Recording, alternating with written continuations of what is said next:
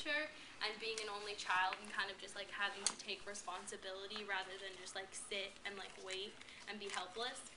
So like one of the ways is like making myself food, because I love to cook and everything, so like that's one thing that I would do like with myself.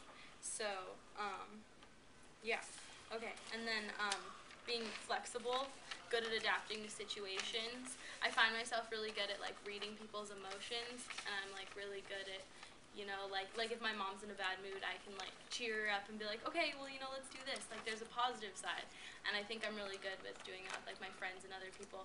But sometimes I think it hurts me because I'll be like, oh, well, it's okay, and like try to cover it up and just be like, oh, well, it's fine. But I like push it down, and then I explode because it's like this ball of pressure that it just keeps getting tighter and tighter. So that's something that I'm always working on, is just like acknowledging my emotions and like, you know, like feelings, and not like trying to push them down and hide them.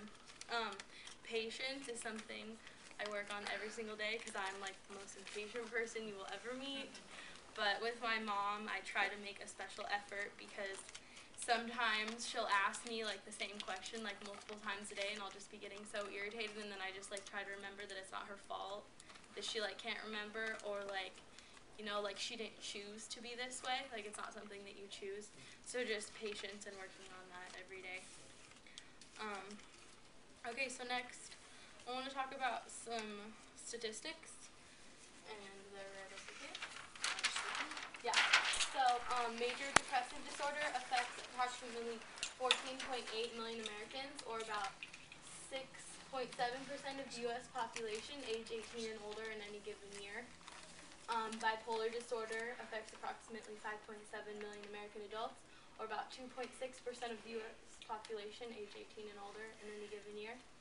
And then more than 90% of people who commit suicide have a diagnosable mental disorder, or most commonly a depressive disorder or a substance abuse disorder.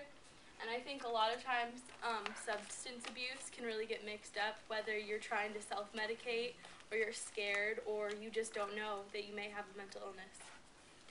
And then I want to talk about, it's kind of,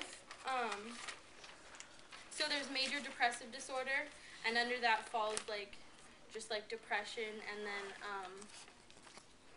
there's something called like dysmorphic or dysphoric disorder or something, and that's like they use that to categorize when like youth have depression, so they'll be categorized under there. But I feel like sometimes it's hard to diagnose youth with depression because we're going through so many changes and like hormones and everything, so it's really hard to like, you know, pinpoint what that is.